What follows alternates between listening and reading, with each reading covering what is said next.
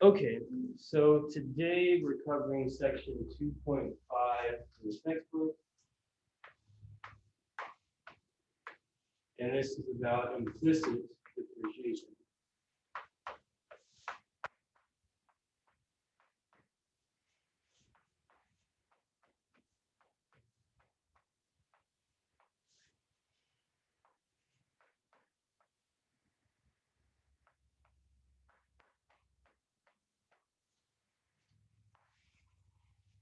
Okay, so up until now, every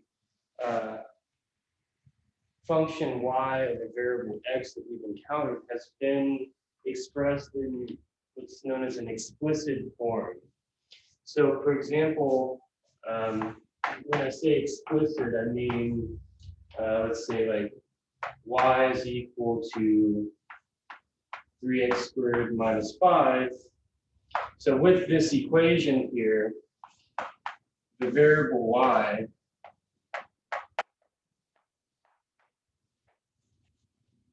is explicitly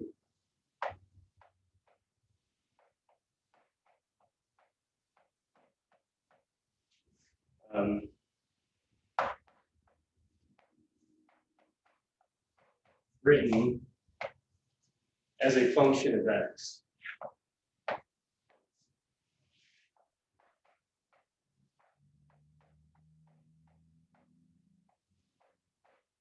And so one way of thinking about that is we have y solved for in terms of x. Now, for some functions, for some equations, I mean, it's not so easy to determine y on one side of the equation so nicely, like this example here. So for an example, or maybe before giving that example, I'll say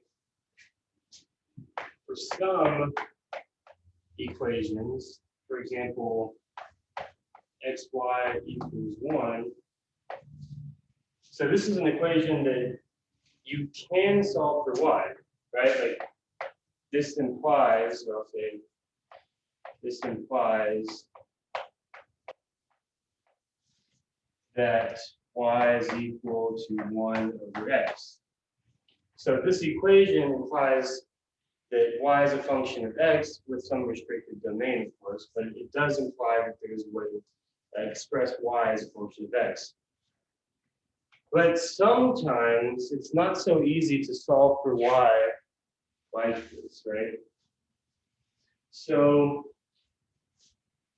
even before solving for y, you should probably note that like this would be called, it's known as like the implicit form.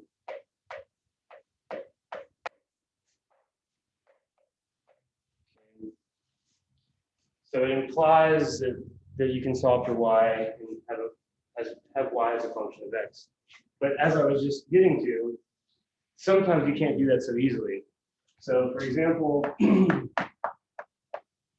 consider the equation x squared minus 2y cubed plus 4y is equal to 2. Now, with this equation here, if you try to solve for y, you're going to run into a bunch of headaches. So even though we cannot necessarily solve for y, we can still treat y as a function of x. And the goal, I suppose, of this lecture, so just write that down. The goal of this lecture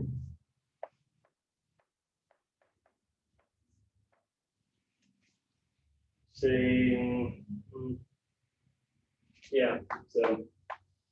the goal of this lecture is to find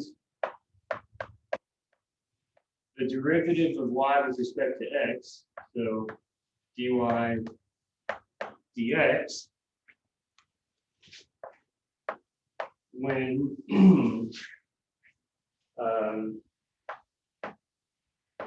equations of two variables,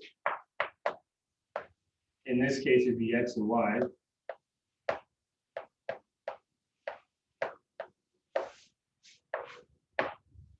are expressed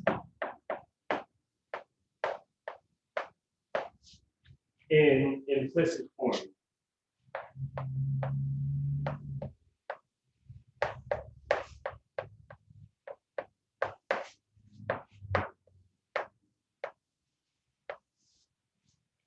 So finding the derivative of y with respect to x, so we're assuming that y is a function of x.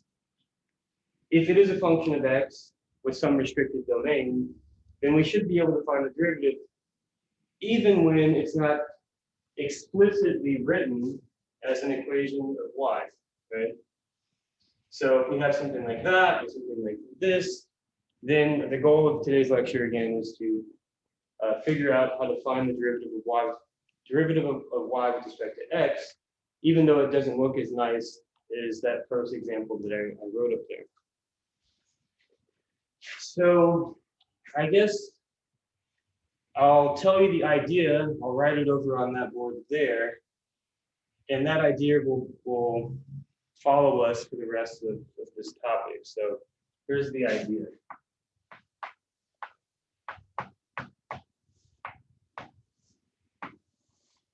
Okay, so one, we're going to assume that y is some function of x. Okay, and again, we don't know the domain immediately, but with some analysis, we'll be able to figure out what the domain is. But we're just going to assume that y can be expressed as some function of x. Okay. And then two, we're going to differentiate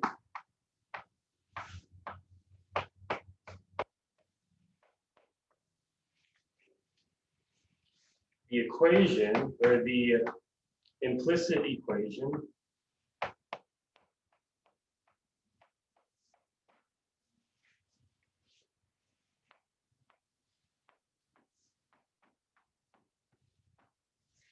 with respect to x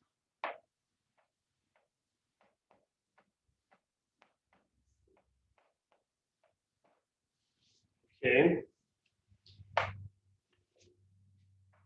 and apply the chain rule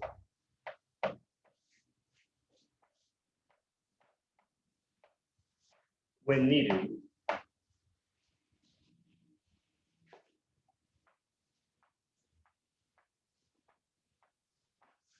Okay, and then finally, part three, solve for dy dx.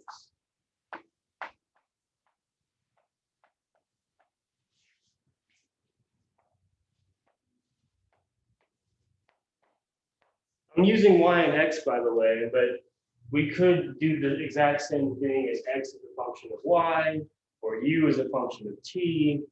Just for simplicity, I'm writing y and x, but hopefully you get the idea that there's different variables involved. Okay, so the best way to illustrate this is with a bunch of examples.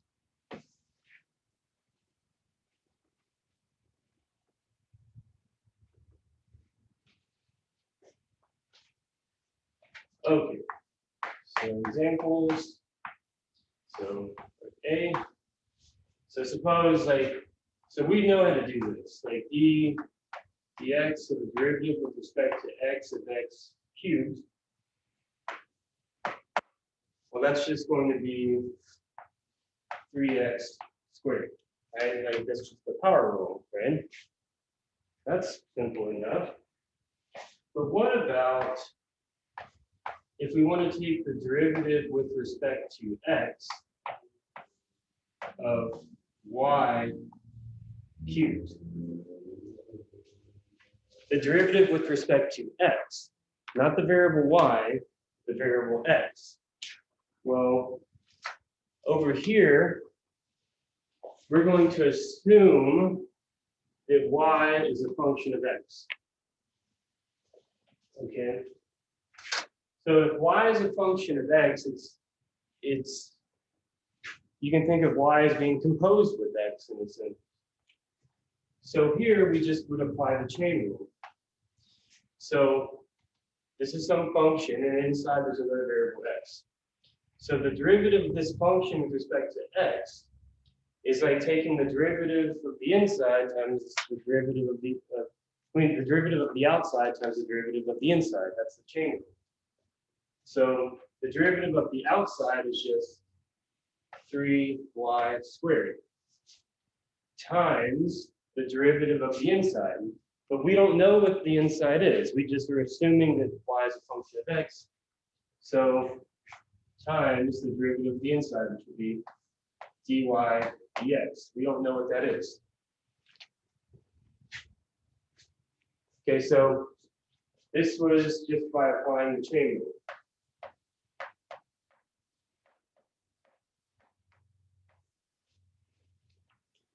Applying the chain rule, assuming that y is a function of x. So I guess we just need to do some more examples to make sure that it's kind of concrete. So suppose we take the derivative with respect to x of x plus 3y. So using this sum rule, right? The addition rule for the derivative is the derivative of that plus the derivative of that. So the derivative of x is just 1 plus the derivative with respect to x. Again, derivative with respect to x. So that's the variable x, so we just take the derivative of that thing.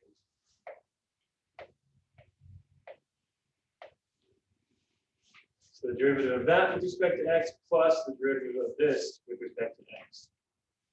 Now this is just going to be 1 for there, plus the derivative of the outside, which is just 3, times the derivative of the inside. But again, we don't know explicitly what y is, so we just write times the derivative of the inside, which is just dy dx, whatever that is.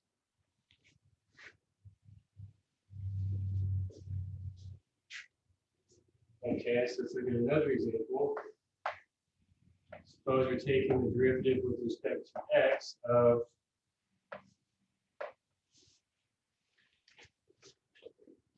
just making sure that we were recording.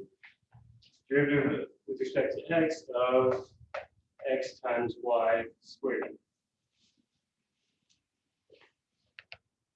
Okay, so now we use the product rule. The product rule says taking the derivative of product of functions, derivative of the first times the second plus the derivative of the second times the first. So the derivative of x is just 1, right? So it'd be 1 times y squared plus x times the derivative with respect to x of y squared. Okay, so what does this become?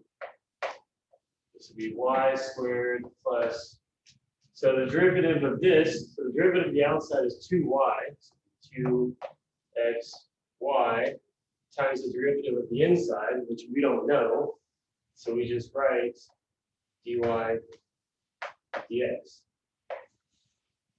And that's the answer.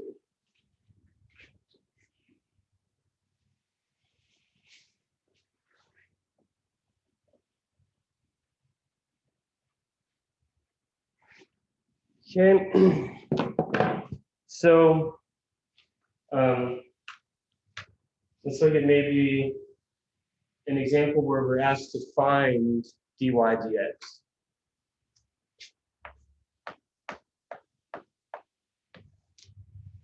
So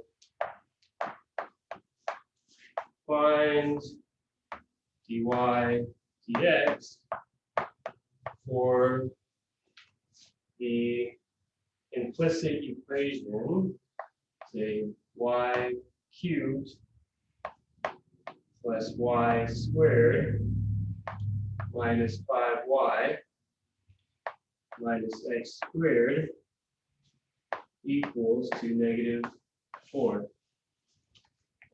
So now here, it's one of these equations where if you try to solve for y, well, good luck, you're not going to be able to do it, I don't think.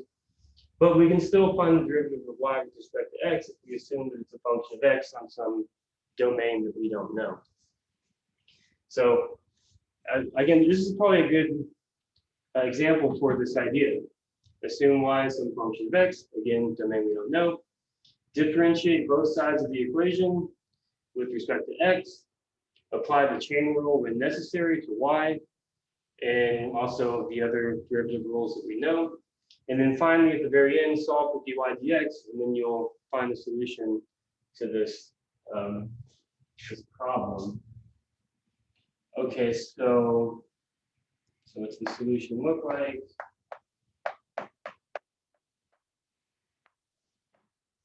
So you start with the equation, y cubed plus y squared minus 5y minus x squared is equal to -4. And then we take the derivative with respect to x to both sides. So d dx of both sides.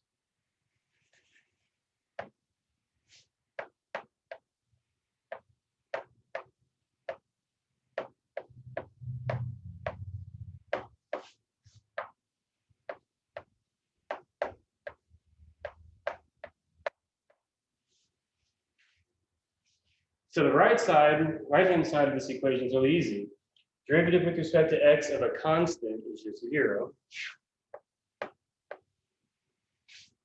And then here, we have to apply the chain rule there, there, and there, and then just do the normal derivative there. So here, take the derivative with respect to x of that function y. So the derivative of the outside is just 3y squared times the derivative of the inside of that function, which is just dy dx. Again, we don't know what y looks like, so we just write dy dx as the derivative. Plus, so the derivative of the outside there is just 2y times the derivative of the inside. Again, dy dx. So then here, minus 5, derivative of the outside is just 1 times the derivative of the inside is just dy dx. And then this is just minus 2x, and that's all equal to 0. So here, we've completed step 2. So now we just need to solve for dy dx. So notice if there's a common factor of dy dx here, so I can factor that out. And I can say dy dx times 3y squared plus 2y minus 5. And then if we add 2x to both sides of the equation, so then we just divide by this quantity here, and we get that the derivative of y with respect to x is equal to that divided by that. So just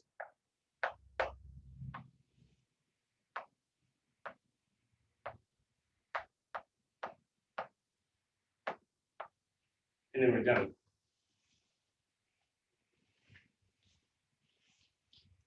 Okay, so any questions about how this works? Again, you're just treating y as a function of x. Since you don't know what what the inside is, you don't know what y is expressed as. Instead of writing the exact derivative, you just write dy dx. You don't know what that is. We treat it like a variable in a sense. And then once you have that variable, just solve for it, and then you have the derivative with respect to x. But notice that there's y's on this side, right? Well, how could that be useful? Well, it is useful. For example,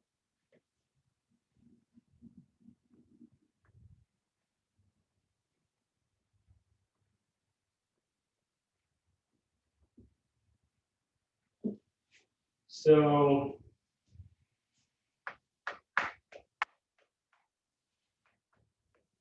implicit differentiation. Yeah.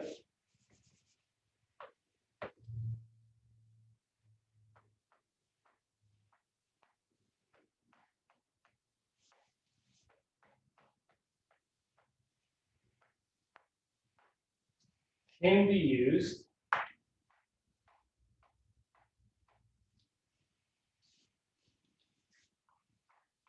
to find the slope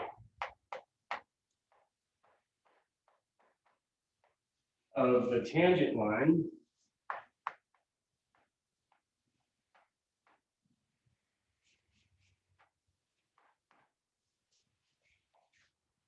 or tangent lines to curves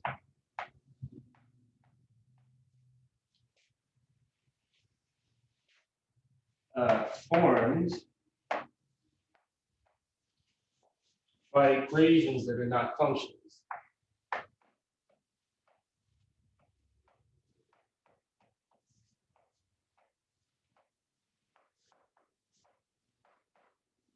Or that do not imply functions, or that say aren't functions. Right, so graphs of equations aren't necessarily functions, right?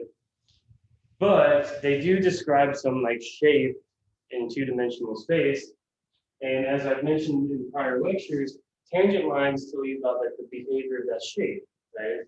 Whether or not maybe things are increasing or decreasing, or if you're at minimums, which we'll go into much more detail in next lecture. But this would be important to like figure out the shape of some graph determined by an equation. So maybe we should just do an example. So maybe instead of example, I'll say like problem.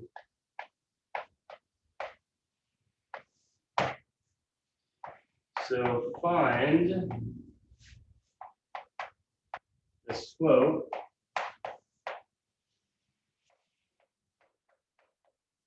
of the tangent line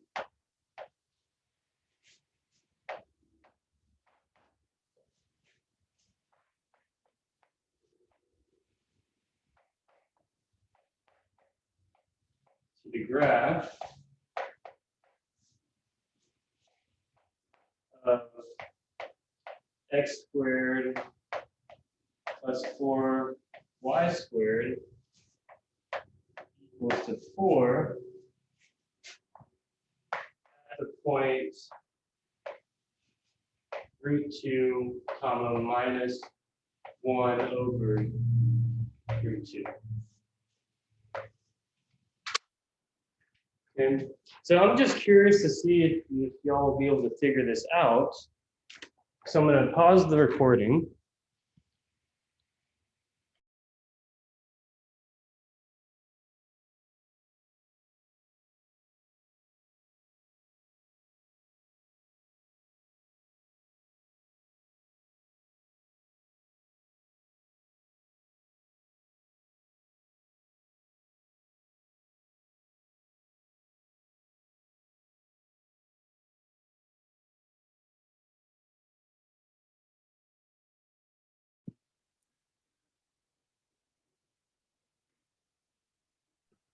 I'm sorry, I think you're muted.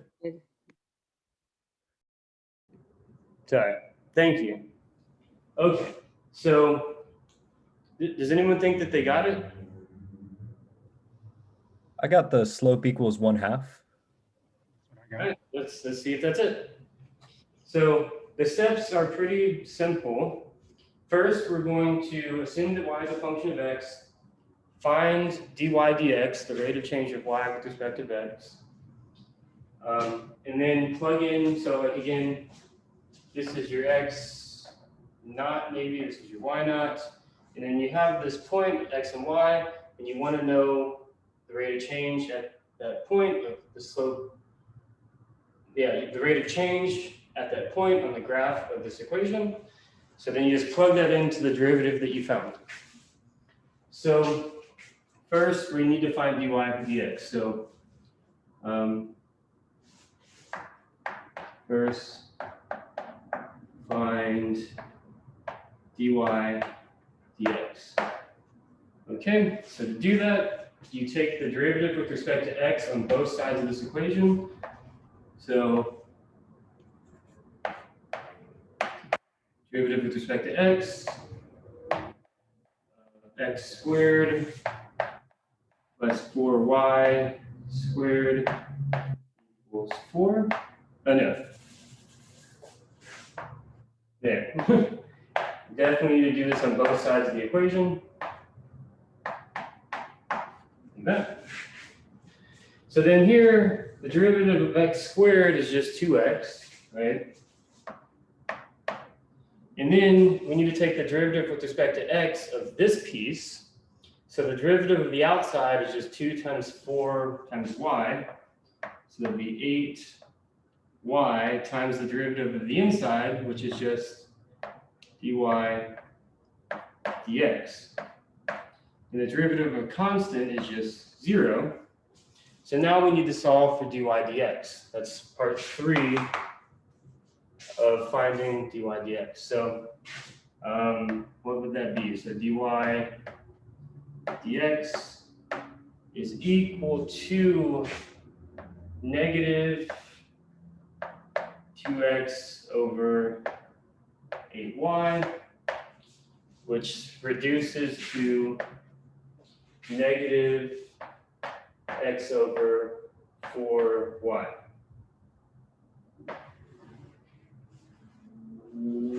Right? Yeah.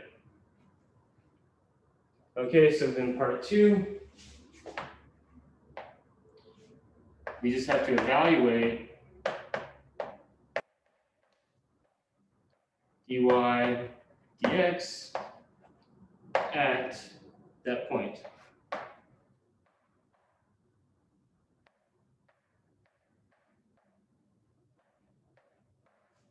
Okay. So then we do that. We just plug in our x and our y into the equation. So then we get dy dx is equal to negative root 2 all over 4 times negative 1 over root 2. So negative over negative is positive. And we have root 2 over 4 over root 2. So if you simplify this, it's going to be root 2 times root 2 over 4.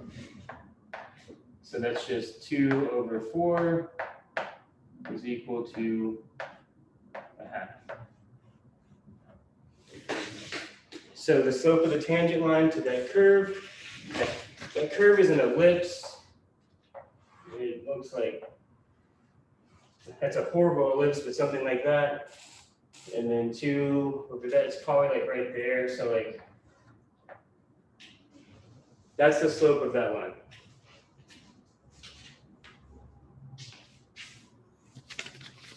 Okay. Any questions on that solution? How would you have known that the point square root of 2, negative 1 over the square root of 2 is on the line? Oh, if you plug in that and that to this equation, it equals 4. Okay, So that is a valid point on that curve. gotcha. Okay, so that's the process, right? whenever you're finding the slope of a line tangent to the point on a graph, you have to find the derivative first. That's what we did. We just did it using implicit differentiation first. Once you do that, plug in, then you have that slope. Okay.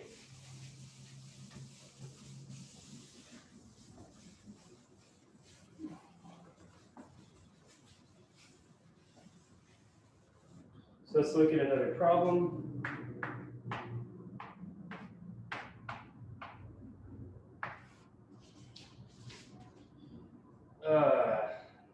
Again, this will work. So find dy dx for the equation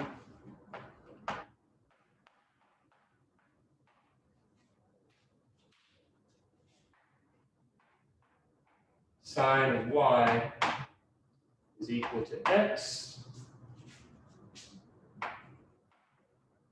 And then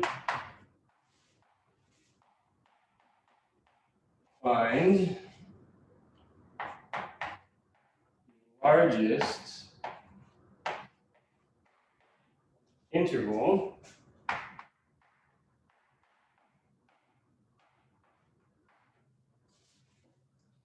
negative a less than y less than a. And there's going to be a bunch of different intervals, but this is one form that it can take,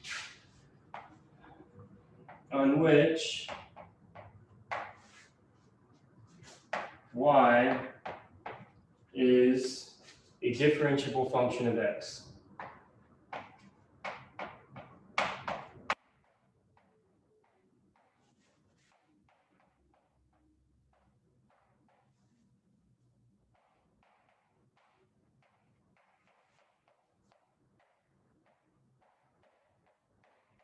I'll give you a moment to write that down.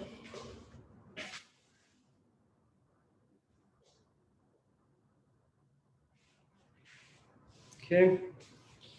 So what does the solution look like? There's two parts. First, we need to find that. And then after we find the derivative, that tells us what the possible values for x and y are. And that those possibilities tell us the domain, which should give us some interval for where the function is defined. That's the whole point of this problem.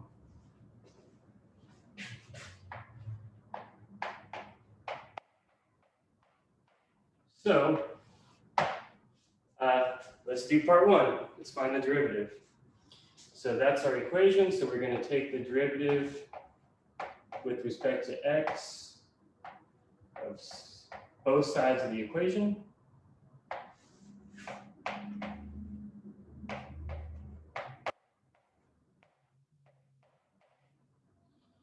So we're treating this as so this is the chain rule right here, sine of something, which is a function of x. So the derivative of the outside here, if we treat sine y as it's like the outside, is going to be cosine of y times the derivative of the inside. Now y is a function of x, so we have to apply the chain rule again. So we'll have cosine of y times the derivative of the inside, dy dx. And over here, the derivative of x with respect to x is just 1. So we divide both sides and we get that dy dx is equal to 1 over cosine of y. So we found dy dx. That's like the first part of this problem. Okay.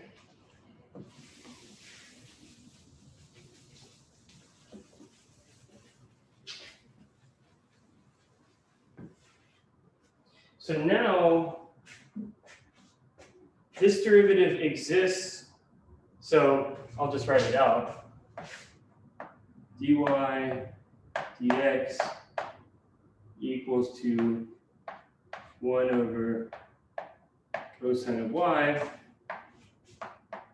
only exists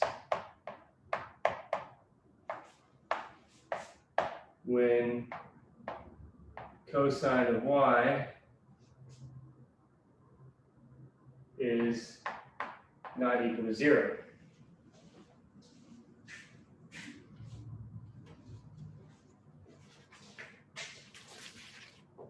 Okay. So what are the values of y for which cosine will be 0? So it always helps me, at least, to draw the unit circle, right? Where the x-coordinate is your cosine, the y-coordinate is your sine. So x is positive here in this quadrant, so quadrant 1.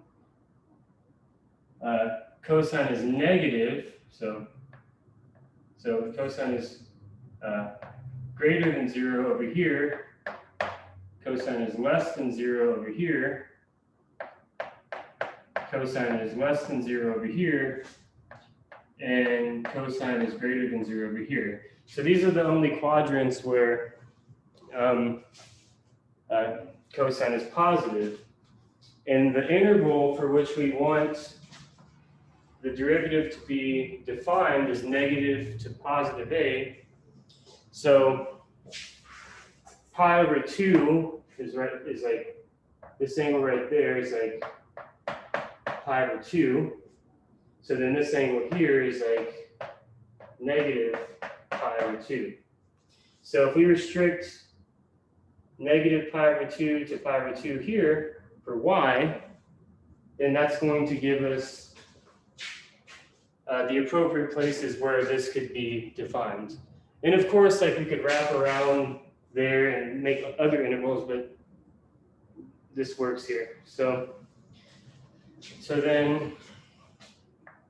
i.e. maybe, so exists only when cosine not equals 0, i.e. We can say negative pi over 2 less than y, less than pi over 2. So then we can explicitly write this as a function of x under this interval. So I know it's annoying to remember all these cosine things, but the easiest one to remember is that sine squared of any variable y plus cosine squared of any variable y is equal to 1. It's one of these trig identities. And it comes from the unit circle, by the way, because the circle in terms of x and y is determined by x squared plus y squared is equal to 1.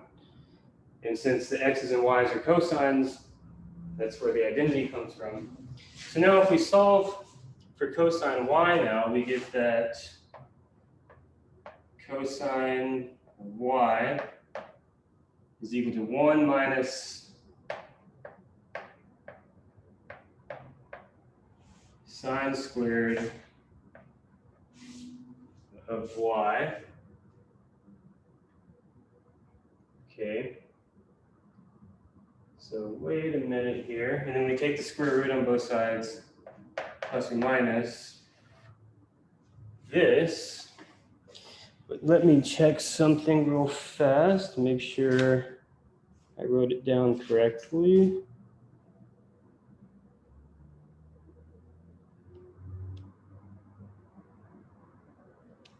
Where'd it go?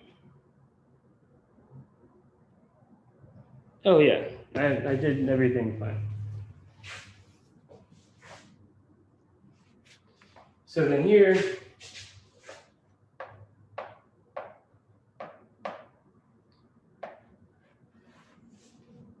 make sure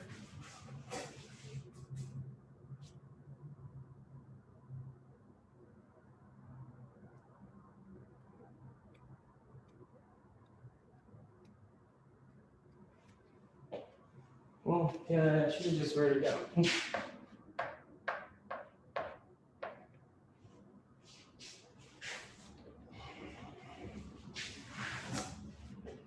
so again, it's just solving for the variable on this unit circle. So here, this derivative is now going to be 1 over this. So maybe I'll just write it out.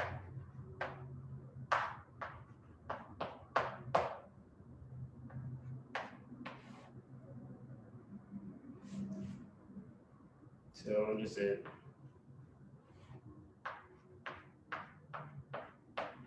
Now you might be asking yourself why I replaced sine squared y with x squared. What I'm doing is I'm just restricting y to be in this interval.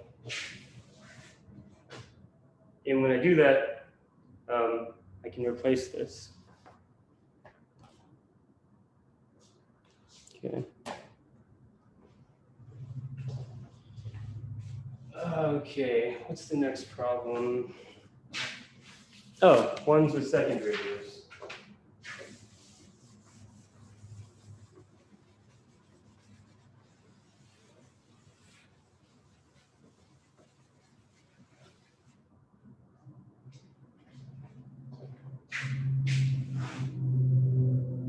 I feel like some of you should have spoken up a little bit more about that because I don't think that it's making sense.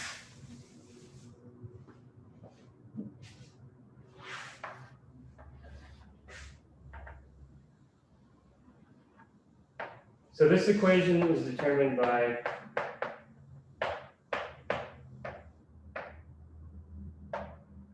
and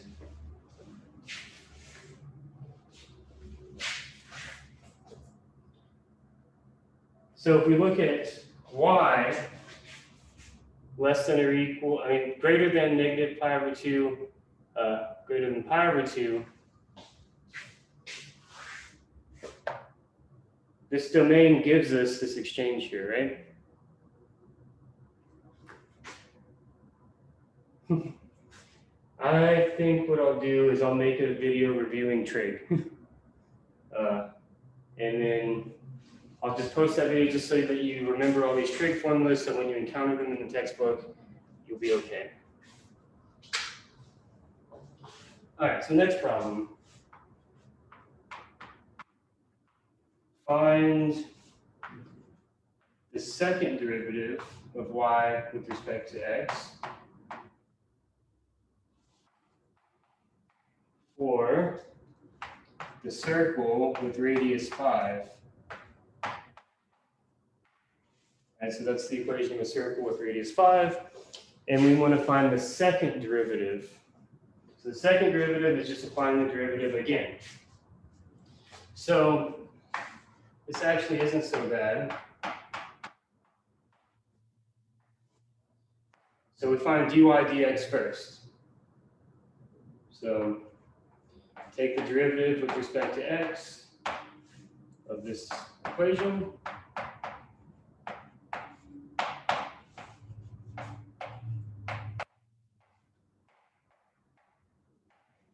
Okay. So then here we have 2x plus 2y times dy dx is equal to 0.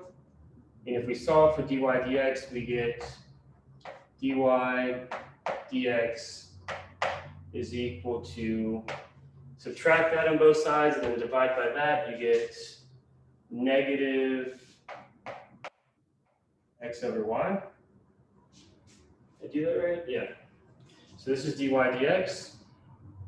So now we need to take the derivative of this with respect to x again to get the second derivative.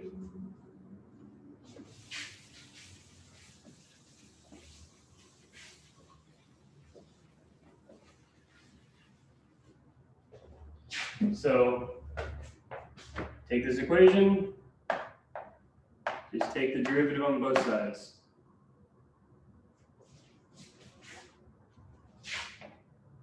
I'm going to make this look a little bit nicer. There. That way you can apply the product rule instead of the quotient rule. So derivative of this side with respect to x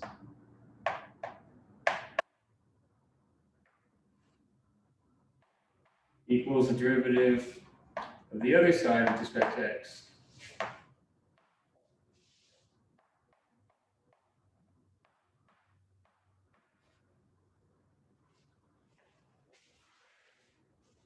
Okay, so derivative here is just the second derivative of y with respect to x, so that'd be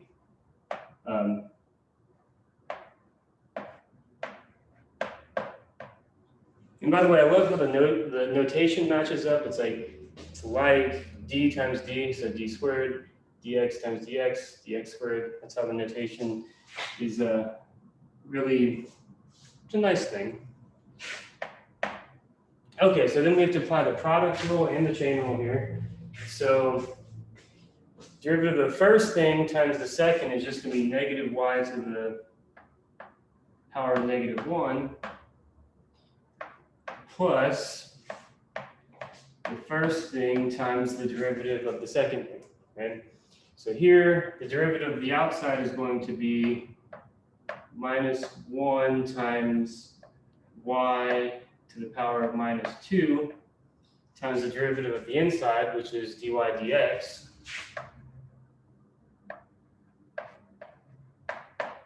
Like that.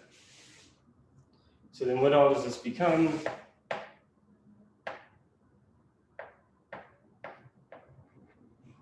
There's that piece.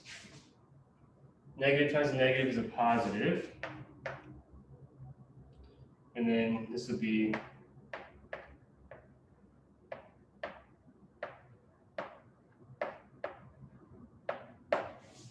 but we're not done because we actually know what that is. It's negative x over y. So we can just substitute that in. So negative x over y for that would be negative x over y cubed. So then that's the final solution.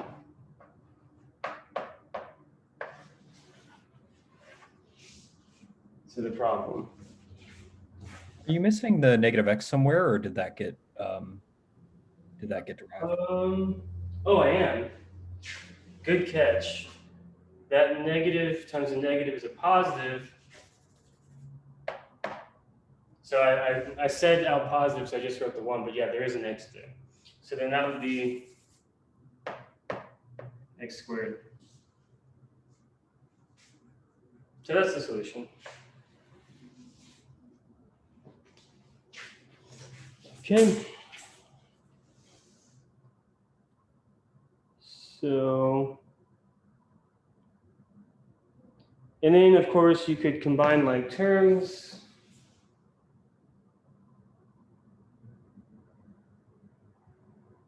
And you should be done.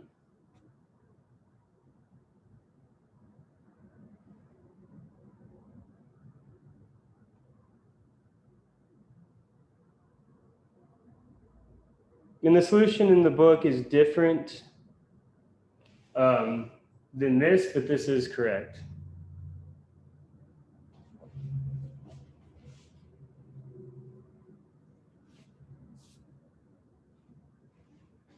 They are equivalent, but let me make sure that they're equivalent real fast. So this piece here is good.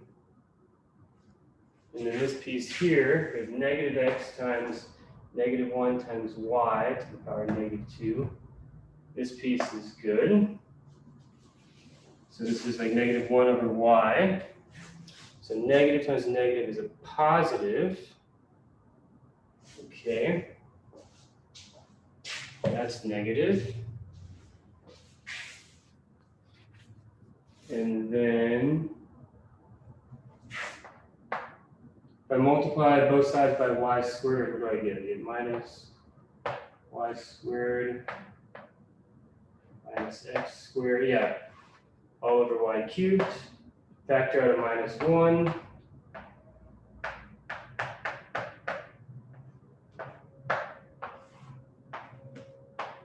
Y cubed. That is the answer, that's the answer, but the textbook has it as the solution that they give is this.